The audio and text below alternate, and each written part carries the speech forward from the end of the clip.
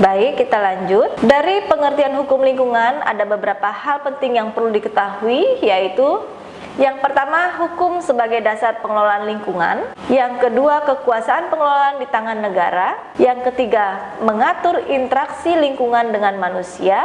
Yang keempat, keserasian sebagai azas pengelolaan lingkungan. Dan yang terakhir, yaitu berazaskan keberlanjutan. Nah, ini ada skema posisi hukum lingkungan dalam sistem hukum, di mana hukum itu terdiri dari dua, yaitu hukum privat dan hukum publik. Hukum privat ini berlaku pada pribadi, keluarga, kekayaan atau kebendaan, kemudian perikatan dan waris. Sedangkan publik bicara tentang hukum tata negara, hukum administrasi negara, hukum lingkungan agraria, hukum pidana, dan hukum internasional publik. Aspek hukum lingkungan fungsinya yaitu antara lain hukum perdata, hukum pidana, dan hukum administrasi. Dilihat dari segi pembentukannya, hukum lingkungan dikomponenkan kepada dua bidang, yaitu hukum lingkungan nasional dan hukum lingkungan internasional. Adanya beberapa prinsip tentang pentingnya dalam KTT Rio de Janeiro yang digarisbawahi bahwa dalam perkembangan keberlanjutan yang kemudian menjadi sumber penting bagi pembentukan hukum lingkungan dalam prinsip-prinsip antara lain prinsip antara generasi. Prinsip ini memandang bahwa setiap generasi berperan sebagai trusted atau wali dari sumber daya alam guna dapat bermanfaat bagi generasi berikutnya, sekaligus juga sebagai penerima manfaat dari generasi sebelumnya. Kemudian ada prinsip intragenerasi, di mana prinsip ini menurut Profesor Ben Bord menunjukkan kepada gagasan bahwa masyarakat dan tuntutan kehidupan lain dalam suatu generasi memiliki hak dan kemanfaatan sumber-sumber alam dan kenikmatan atas lingkungan yang bersih dan sehat. Kemudian prinsip pencegahan dini. Prinsip ini menyatakan bahwa tiadanya temuan atau pembuktian ilmiah yang konkret dan pasti tidak dapat dijadikan alasan untuk menunda upaya pencegahan suatu kerusakan lingkungan.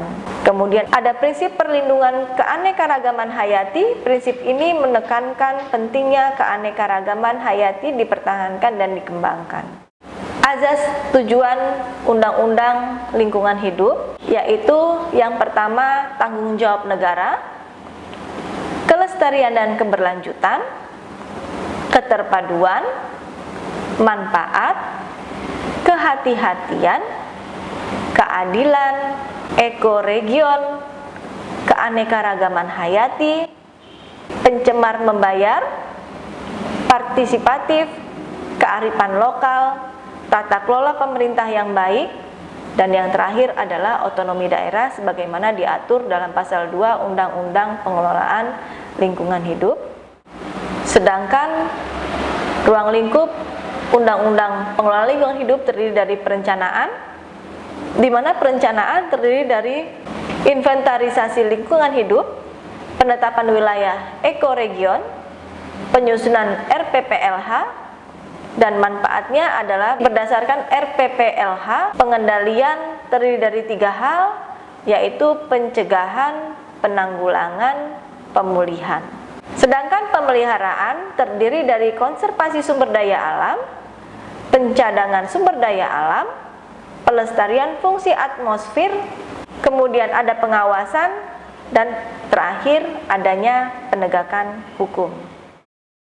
Hak dan kewajiban atas lingkungan hidup yang pertama pada pasal 65 Undang-Undang Pengelolaan Lingkungan Hidup menyatakan setiap orang berhak atas lingkungan hidup yang baik dan sehat sebagai bagian dari hak azazi manusia.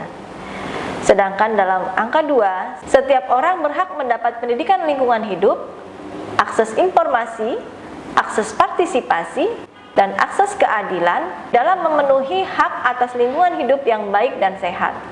Yang ketiga, setiap orang berhak mengajukan usulan dan atau keberatan terhadap rencana usaha dan atau kegiatan yang diperkirakan dapat menimbulkan dampak terhadap lingkungan hidup. Yang keempat, setiap orang berhak untuk berperan dalam perlindungan dan pengelolaan lingkungan hidup sesuai dengan peraturan perundang-undangan. Yang kelima, setiap orang berhak melakukan pengaduan akibat dugaan pencemaran dan atau perusakan lingkungan hidup.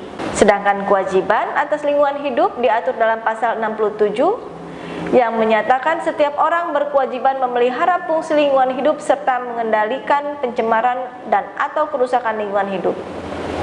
Sedangkan dalam pasal 68 disebutkan bahwa setiap orang melakukan usaha dan atau kegiatan berkewajiban. Yang pertama, memberikan informasi yang terkait dengan perlindungan dan pengelolaan lingkungan hidup secara benar, akurat, terbuka, dan tepat waktu. Kemudian, menjaga keberlanjutan fungsi lingkungan hidup. Dan yang terakhir, mentaati ketentuan tentang baku mutu lingkungan hidup dan atau kriteria baku kerusakan lingkungan hidup. Kemudian analisis mengenai dampak lingkungan menetapkan bahwa setiap pengertian AMDAL berdasarkan pasal 1 angka 11 adalah kajian mengenai dampak penting suatu usaha dan atau yang direncanakan pada lingkungan hidup yang diperlukan bagi proses pengambilan keputusan tentang penyelenggaraan usaha dan atau kegiatan. Sedangkan pasal 22 ayat 1 Undang-Undang 35 2009 antara lain adalah usaha dan atau kegiatan yang berdampak pada kepentingan terhadap lingkungan hidup wajib memiliki AMDAL. Kemudian terhadap analisis dampak lingkungan ini juga diatur dalam pasal 23 ayat 1, pasal 25, pasal 26 ayat 1, ayat 2, ayat 3, dan ayat 4. Serta dalam penegakan hukumnya ini ada sanksi administratif sebagaimana diatur dalam pasal 76 ayat 2, yaitu antara lain teguran tertulis, paksaan pemerintah, kemudian pembekuan izin oleh pemerintah, dan pencabutan izin pengelolaan lingkungan.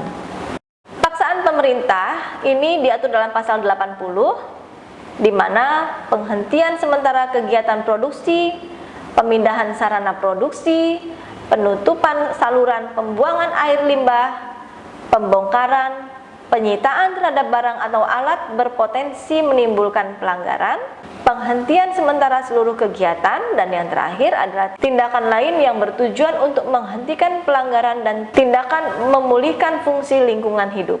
Sedangkan sanksi perdata ini diatur dalam pasal 84, 85, sedangkan sanksi pidananya diatur dalam pasal 96.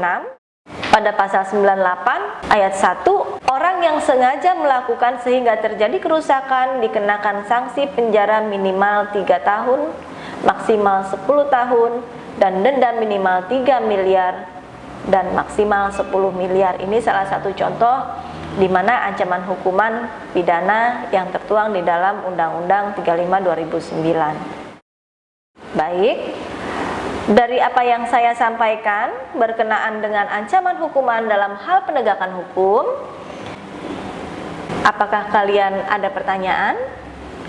Jika kalian ada pertanyaan, silahkan kalian bisa sampaikan atau kirimkan melalui email atau media lainnya. Nanti akan segera saya respon berdasarkan pertanyaan yang saudara sampaikan. Baik, untuk materi hari ini saya tutup. Billahi taufiq wal hidayah. Wassalamualaikum warahmatullahi wabarakatuh.